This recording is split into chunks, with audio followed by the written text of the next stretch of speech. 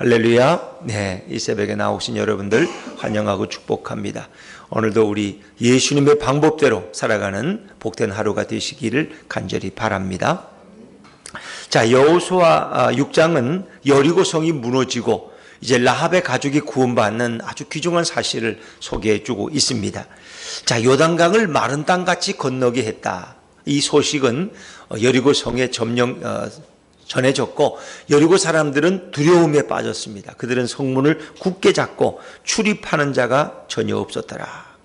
자, 그런데 하나님께서는 놀라운 전략을 말씀하십니다.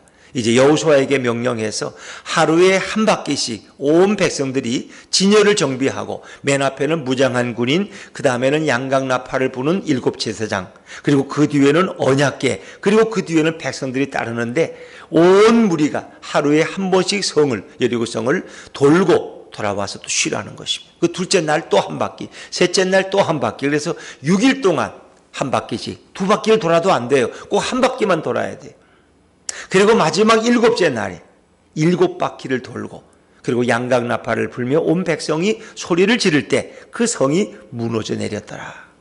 어떻게 가능한 얘기일까요? 어떻습니까? 그 여리고성은 굉장히 견고한 성읍입니다. 그것이 이중으로 되어 있고 그 두께가 엄청난. 그래서 그 위로는 마치 우리가 중국에 가면 그 만리장성을 그 마차가 위로 지나가듯이 여리고성도 마차가 지나갈 정도의 그 정도의 넓은 크기로 성이 만들어졌다는 것입니다. 그런데 그것이 사람들이 물론 인구가 많지만 여러분 200만이 소리친다고 성이 무너져 내릴까? 그거는 상식적으로는 불가능해 보입니다. 자, 그런데 왜 하나님은 이런 명령을 여호수아에게 내리셨을까? 왜 하루 6바퀴씩 하면 6일이면 6바퀴, 그리고 마지막 7일째는 7바퀴, 그럼 모두 몇 바퀴예요? 13바퀴를. 이왕이면 130바퀴를 돌게 하지. 왜 그 하루에 한 바퀴씩만 도는가? 그건 우리는 아무도 몰라요. 그건 하나님의 방법이에요. 하나님이 왜 이렇게 명령하셨을까? 그건 하나님의 비밀입니다. 우리는 그대로 순종할 뿐입니다. 근데 사람들은 이렇게 하라면 얼마나 불평이 많을까? 아니, 하루에 좀 오늘은 한 바퀴, 첫째 날, 두 번째 날은 2바퀴, 셋째 날은 3바퀴, 얼마나 좋아, 좀 그렇게 하면. 근데 왜 매일 한 바퀴야? 이래가지고 성이 언제 무너지겠어? 그래도 한 바퀴 돌고 나면은 성이 기와장 하나가 떨어지고, 둘째 날 또 한 바퀴 돌고 나면 약간 금이 간 것 같고, 셋째 날은 약간 좀 지진 소리가 나고, 뭐 이러면 또 신이 나. 그런데 첫째 날이나 여섯째 날이나 변화가 없어.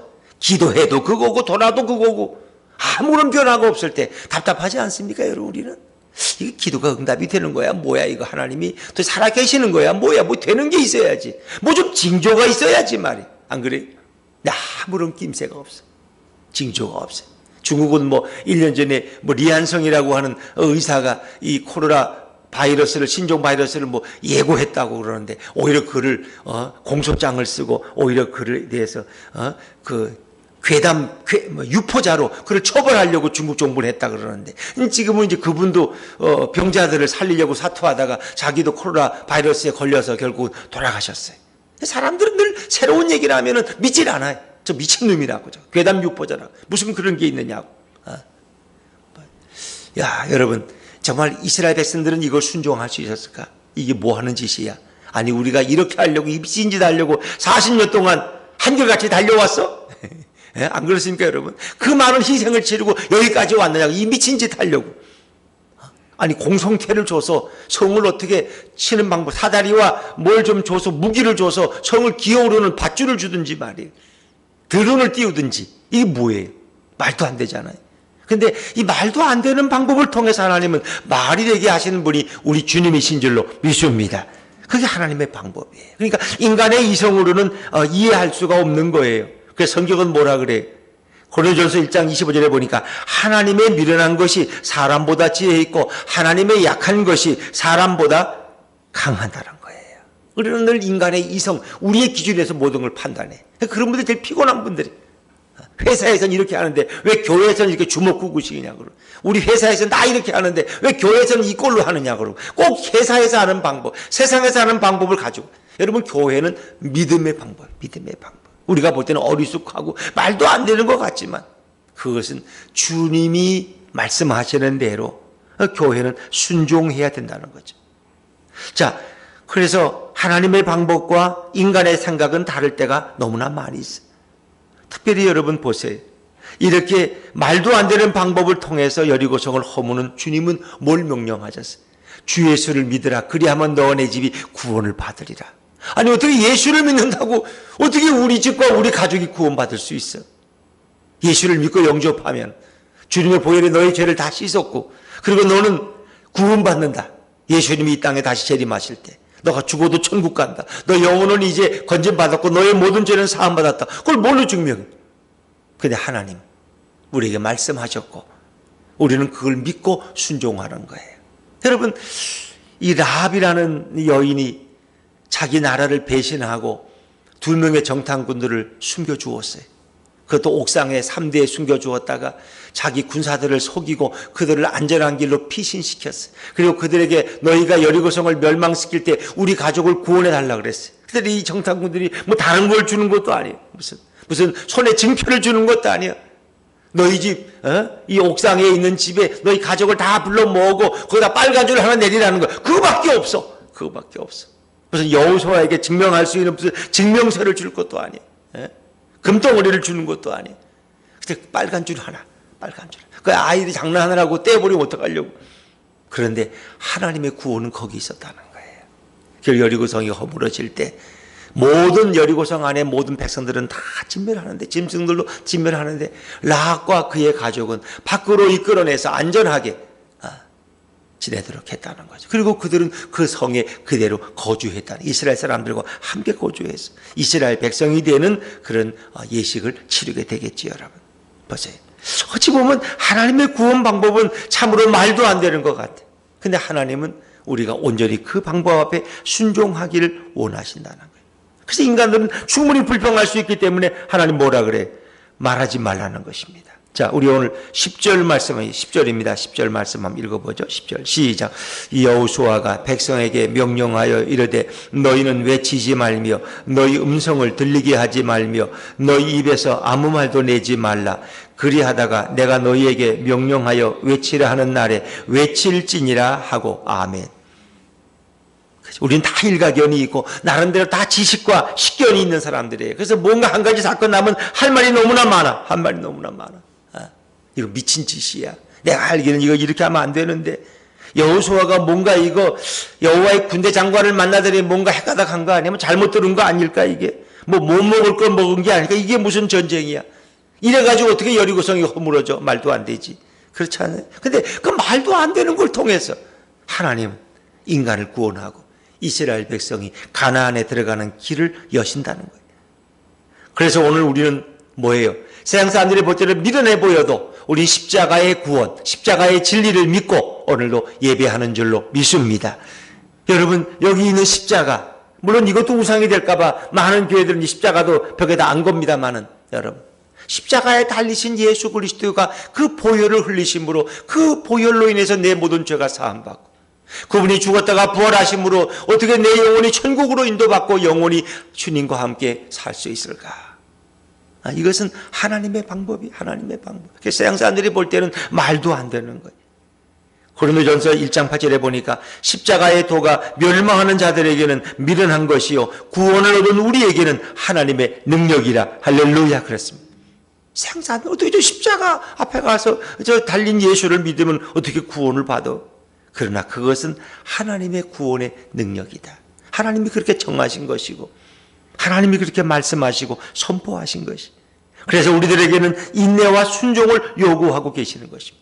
이스라엘 백성은 행진하되 반드시 그 앞에 언약궤를 앞세우고 그 언약궤 앞에는 일곱 나팔을 부는 제상 7명이 앞장서라는 거예요. 그 앞에는 안전하게 지키기 위해서 무장한 군인들이 앞장서고 맨 뒤에 이스라엘 백성이 따르는 그 대열 형식의 하나하나부터 하나님이 정하신 거예요.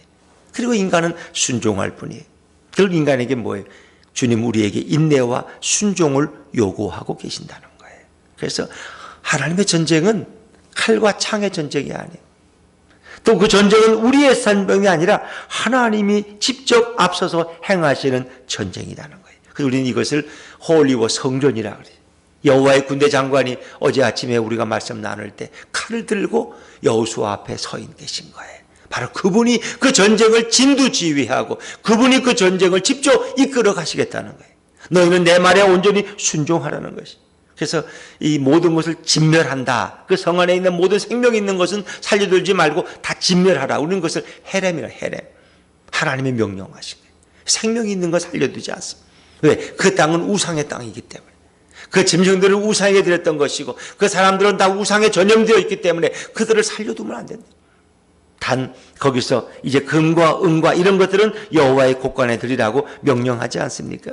하나님의 방법대로 그대로 순종했더니 하나님은 그들에게 놀라운 승리를 주셨어요. 자, 우리 오늘 좀 건너뛰어서 17절, 18절, 19절 17, 18, 19절 같이 한번 읽죠. 시작.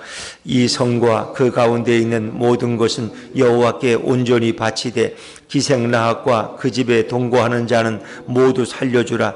이는 우리가 보낸 사자들을 그가 숨겨주었음이니라. 너희는 온전히 바치고 그 바친 것 중에서 어떤 것이든지 취하여 너희가 이스라엘 진영으로 바치는 것이 되게 하여 고통을 당하게 되지 아니하도록 오직 너희는 그 바친 물건에 손대지 말라. 은근과 동철 기구들은 다 여호와께 구별될 것이니 그것을 여호와의 곳간에 드릴지니라 하니라. 아멘. 단지 은금과 동철 기구들만은 여호와의 곳간에 드리고 다른 것은 다 진멸하라는 거예요. 자, 그리고 마지막 20절 말씀을 읽어보죠. 20절입니다. 시작.